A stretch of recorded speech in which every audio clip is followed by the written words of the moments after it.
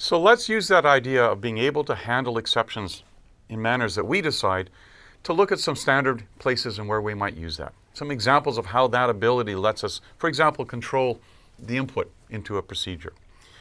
Here's a simple little example. I want to have the user type in an integer. And if I'm lucky, they do the first time around, but they might not. And so rather than having to rerun the code from top level, I'd like to create a little loop in which I keep asking for that input until it's done correctly. So I've got a while loop up here. And notice that the condition is true. So it's always going to run through this while loop unless I break out of it. And inside of the while loop, I've got one of those try expressions. So I'm going to try and execute this code. And the code basically asks for an input. It says, please enter an integer. And then it tries to make sure that it really is an integer by saying whatever was entered here, which comes in as a string, I'm going to cast it into an integer right there. Now, if that works correctly, the next thing will be a break. And I'll remind you that break will throw us out of the try expression and out of the while loop, because the while loop is the thing that's actually running. And I'll be able to say I've got an integer and I'm going to do that correctly. But if there's an error here, if in fact I type in a string or something else and that casting creates an error, I'm going to jump down to the except clause, handling the value error case, and I'm going to say, you didn't input an integer, try again. And because I'm inside the while loop, I'll go back around and do that. So what I've done here is I'm going to exit the loop only when the correct type of input is provided. Otherwise, I'm going to cycle through this while loop forever until you finally break down and give me an integer like I asked for. But that's a nice way to control ensuring that the input comes in the right way. And the other nice thing here is that I'm only going to get a message if, in fact, the exception is raised. So if you give me the right thing, I just carry on. But if you don't, I'm going to remind you and I'm going to keep asking about it. This only handles value errors. So if I, for some reason, had a different kind of error here, it would throw an exception that would toss me out of the execution completely and back up to the top level of the Python shell. But since I'm expecting things to be typed in that I can cast in some manner, in general, this is going to work just fine. Nice example of me controlling the exception so that I don't stop computation when an incorrect input is provided, but I remind the user of what I want and keep doing that until he or she gives me something that's valid. We can add to that by thinking about how do we get things out of files. So here's a nice example of controlling the input. Here the idea is I'm going to open up a file and I'm going to read data in from it. So the initial idea is I set up a variable called data. I get a file name by asking for input from the user, saying give me the name of a file. And I'm going to try to open the file. Again, if that works well, I'm going to open up the file and I'm going to be able to execute out. And notice in that case, I've got a nice example down here of going down and in fact saying, close up the file when you're done with all of this. Okay? If, on the other hand, opening the file doesn't work and I get an I/O error, I'm going to catch that and say I couldn't open up that file. On the other hand, if I do open it up fine, then I go to the else clause and I'm going to walk through the file doing some work. I'm going to basically process that data to add new elements in from the data into this variable data so that I can control it. And the details here are basically I'm reading in a new line. As long as it isn't just a carriage return, I'm going to take the line, split it by the commas to separate out the pieces to create a list, and then remove, using this little thing of taking everything but the last element, remove the trailing carriage return and add it in to the file. Let's look at an example of that to see what it might do. So in my computer here, I've loaded in that file, and I'm going to now run it. And it says on my machine, give me the name of a data file, and I've got a set of test data points that I'm going to now do. So let me just type that in, test grades data.py. Great, it looks like it ran properly. And so I can actually look at it. I can see what does data now look like. Oh, neat. It's a set of grades for some people taking the class. This ran well in the sense that I gave it a file that it could actually open. If I run it again, and I'm going to do that, let me rerun it, and I give it the name of a file that doesn't exist. It catches it, says I've got an I/O error, and it prints out that message saying I couldn't open the file, and it does not try to, in fact, process the data. And in fact, if I look at data, it's still just the empty list. I didn't do anything around it. Again, it's a nice way of controlling input here in that if I get an error, I'm going to close out of it. And in that case where I typed in the wrong thing, this finally clause here was important because it closed up that attempt to open up the file name, so it's not hanging around. All right, so I can now load in data. Let's look at how I could use exceptions to do other things around using this data. So, as we said, I'm going to jump out if the file name, or if there is no file of that name. Otherwise, I'm going to execute the rest of the pieces. And in either case, whether I get a correct file name or not, I'm going to close the file. Important things to do.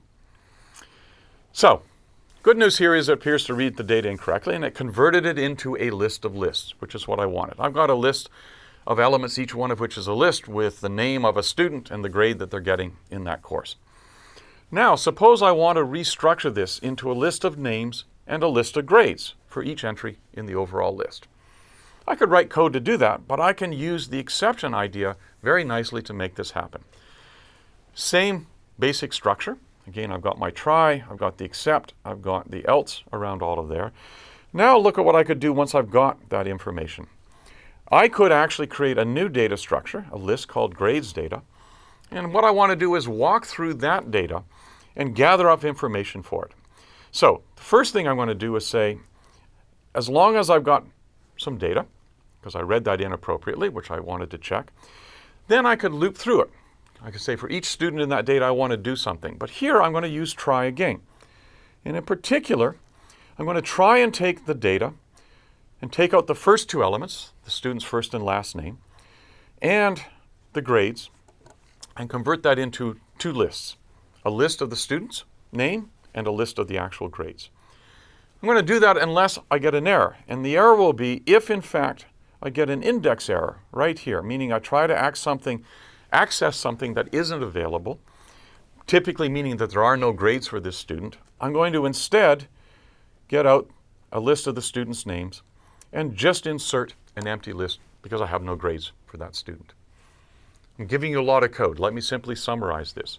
First part, just like before, but now for the second part, as I process each of those data points, I'm going to try and make sure that if there aren't any grades there, I catch that error and substitute in an empty list to deal with the case of a student that didn't show up for the exam.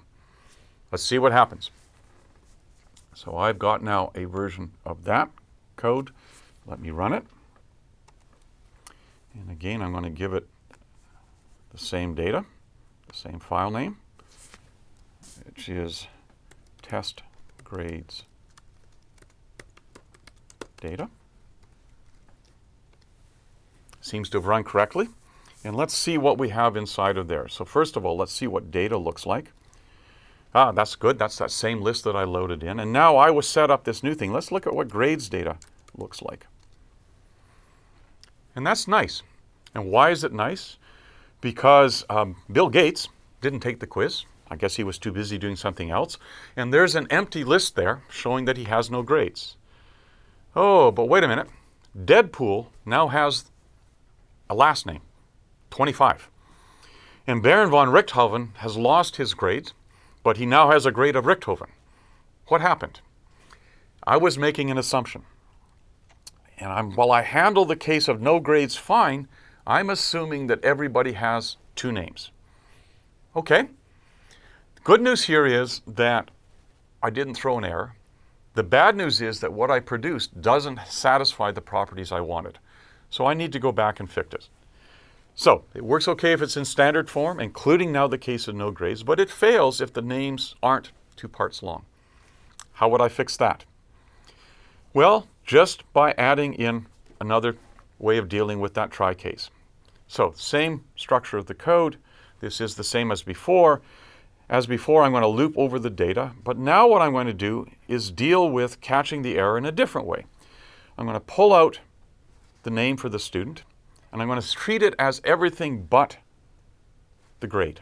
So everything but the last element. I'm going to have the grades be that last element, and I'm going to try and convert it into an integer. But in the case that it can't, because I don't have something there, I'm going to catch the value error and simply insert an empty list in that case, together with all of the elements of the student. So now I'm going to handle the case of no grades, but it's going to allow me to deal with the case of having multiple names, either one name or more than two names. Key thing to see here is I'm just letting the exception handle the special case. And if we go try this one, what we will see is I run it and I type in the name of the file. It ran correctly, or it ran to completion. There's data, and now grades data. Very nice. It has each entry being two lists, or a list of two lists, a list of the names, a list of the grades, and notice that it's done Bill Gates correctly, having no grades. It's done Deadpool correctly, knowing that that now is only a list of one element with a grade, and it's done Baron von Richthofen correctly, a list now of three names and a grade. The fact I did the grades right is really irrelevant. What's more important is notice how I used the exception handling to deal with this. In this case, using the fact that when I try and do a cast, it will throw a value error if, in fact, the last element is not a number. And in that case, it changes what I'd used to pull out the name. Now knowing that everything in the student was a name, which is why I used a copy of the list here to get all of the names, and why I inserted an empty list there to represent the fact that I had no grades.